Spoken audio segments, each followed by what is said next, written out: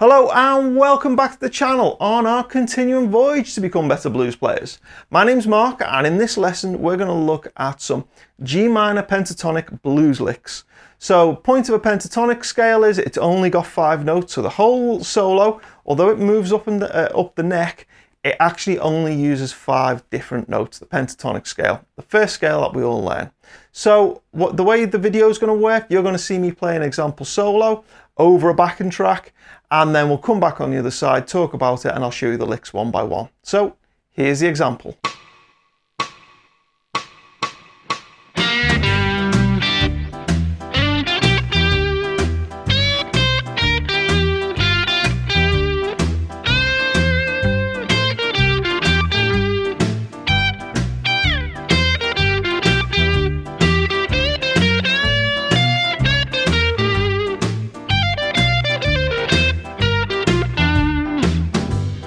So that was the example there, and the example is over a backing track that has been kindly supplied by Button-Up Music, so please go and check out their YouTube page.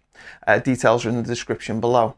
So the entire solo, it starts kind of here around fret 3 and moves right up to fret 15 of the neck, and we're taking in different positions of the minor pentatonic box positions.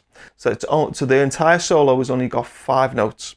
Okay, I'm going to show you the licks now one by one and talk about them. Okay, so lick 1 goes like this.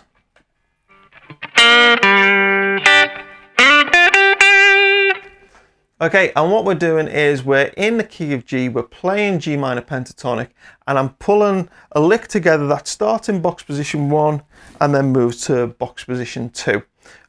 So the actual notes are 3rd fret of the G string, pulling that slightly sharp before coming off to our root note. Always important to know where your root note is. So far we've got this. That root note is 5th fret of the D string. And then I'm going to grab the E string, top E, and the B string together with my index finger at the 3rd fret. So the first half of lick 1 goes like this, nice and slow. Okay, and then the second half goes like this. So I'm sliding in to 7 on the G string before then hitting 6 on the B string and then 8 twice on the B string. Okay, whole lick nice and slow.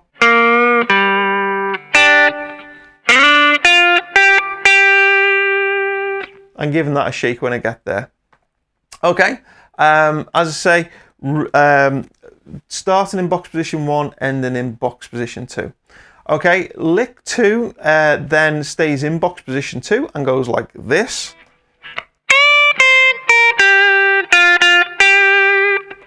So we're going to grab our top E string at the 8th fret, bend it up a whole tone, bring it back down, off to 6, and then 8 on the B string. And then what we're going to do is we're going to play 6th fret of the B string twice before coming back to 8 on the B string. So the whole of lick 2 then would go like this.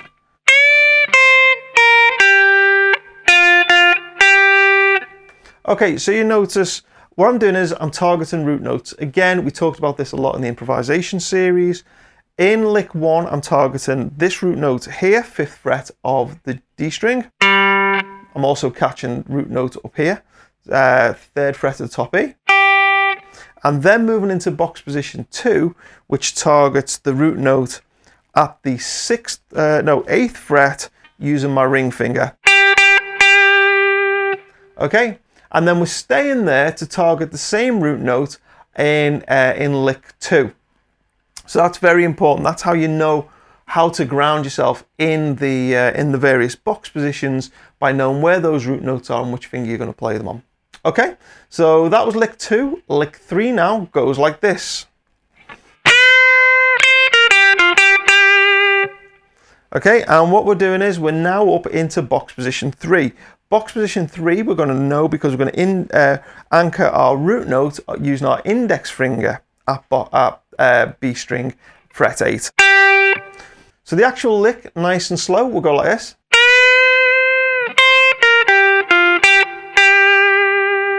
We're going to start by grabbing 11 with our ring finger and bending it up a whole tone and holding it. And then we're going to go 8 on the top E string, back to 11. Okay? Then we're off to 8 on the B string to 10 on the G.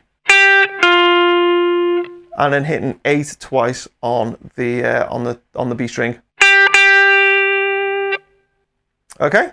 So what you'll notice is we're dancing around this 8 on the B string, because that's our root note. So that's in all of these licks, the way I'm playing it is I'm just dancing around the root note and finding the root note in each box position and just kind of playing notes around that. Okay, so let's do lick 3 again, nice and slow.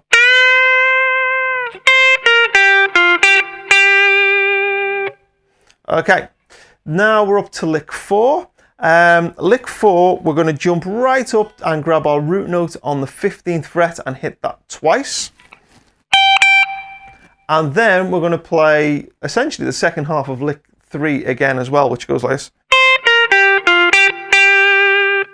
Okay, so we grab 15 at the top E twice, then we're off to 8 on the top E, 11 on the B, 8 on the B, 10 on the G, 8 on the B string twice.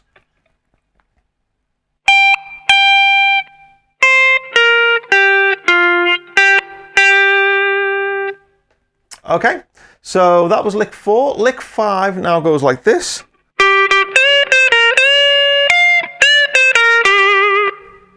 Okay, so we grab 12th fret of the G string, hit that twice.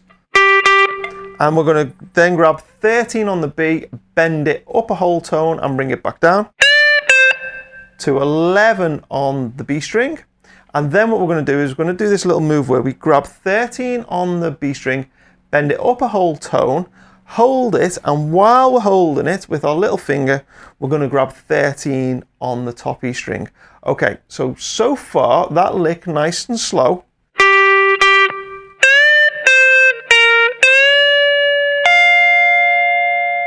And you'll notice those two notes then ring out together.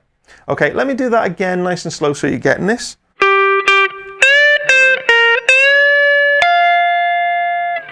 Okay, and then what we're going to do is 13 on the B, 11 on the B to 12 on the G string.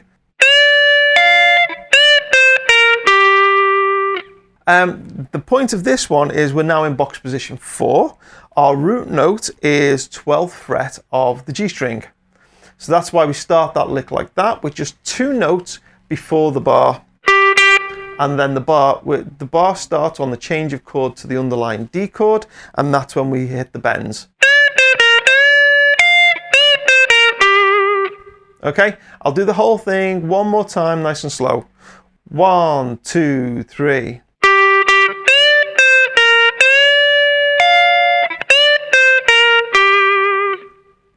Okay, so that was lick 5.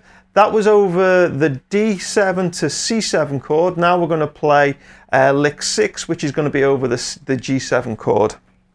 The last 2 bars of the 12 bar. And that goes like this. Okay, so now we're into box position 5. Our root note in box position 5 is 15 of the top E string. Also, index finger 12 of the G string. So before box position 4, our root note is with our middle finger off fret 12 on the G string.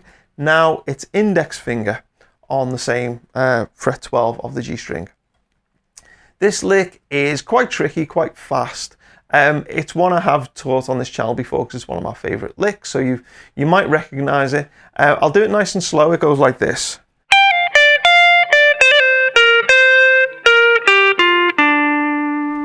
Okay, and what we're doing is we're starting off with a pull off 15 to 13 on the top E string to 15 on the B string. Okay, then what we're doing is coming back to 13 on the top E string, back to 15 on the B string. So far we've got this. Okay, one more time, nice and slow. Okay, then what I'm going to do is I'm going to anchor my index finger on the 13th fret of the B string, and I'm going to play a hammer on and pull off onto 15th fret of the B string. Back to 15 on the G, back to 13 on the B string. Okay, nice and slow. I break it up into two parts. It's kind of like this. Okay, that's how I think of it when I put this lick together. It's those two parts just run together pretty fast. And then what we're going to do is we're going to do this little run to end. So 15 on the G to 12 on the G, 15 on the D to 12 on the D. Okay, you've got to play it with that swing. Okay, and the reason why we're ending this lick on 12 on the D string is because that is the note of D, which is implied in the underlying chord progression, so the backing track, and it kind of leads the listener to realize, okay, we're turning around now, we're coming back. So it's kind of like, it's a little bit of a turnaround. I'll do the lick one more time up to speed and then one more time slow. And nice and slow.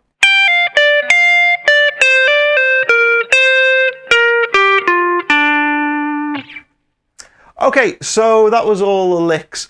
We're going to continue this series. The next video in the series is going to play over the same backing track, but we're then going to move into what we call the BB box. Again, something I taught on the improvisation series.